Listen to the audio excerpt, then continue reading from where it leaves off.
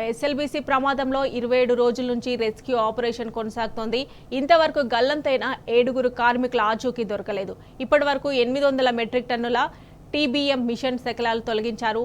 800 metric టన్నుల బురద మట్టిని టెన్నెల్ నుంచి బయటకు తీసుకొచ్చారు. అటు రెస్క్యూ బృందాలకు సైతం ప్రమాదం పొంచి ఉండడంతో సెగ్మెంట్ బ్లాకులు బలహీనంగా ఉన్న ప్రాంతాల్లో టైగర్ క్లాక్స్ ఏర్పాటు చేశారు. మరోవైపు సహాయక చర్యల్లో ఇంకా రోబో సేవలు వినియోగంలోకి రాలేదు.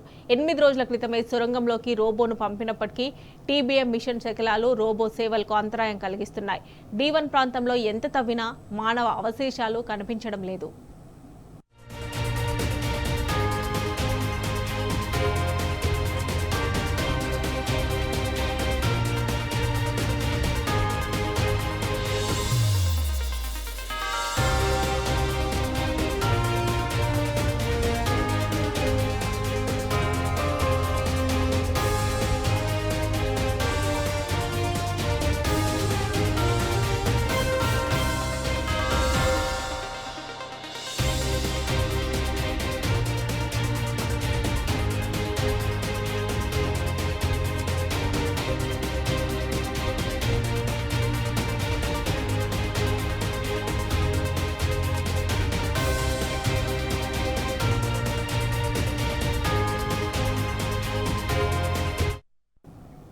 ఎస్ఎల్బీసీ ప్రమాదంలో 27 రోజుల నుంచి రెస్క్యూ ఆపరేషన్ కొనసాగుతోంది.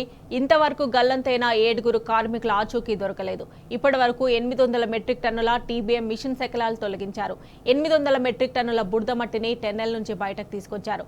అటు రెస్క్యూ బృందాలకు సైతం ప్రమాదం పొంచి ఉండడంతో సెగ్మెంట్ బ్లాకులు బలహీనంగా ఉన్న ప్రాంతాల్లో టైగర్ క్లాక్స్ ఏర్పాటు చేశారు. మరోవైపు సహాయక చర్యలో ఇంకా రోబో సేవలు వినియోగంలోకి రాలేదు.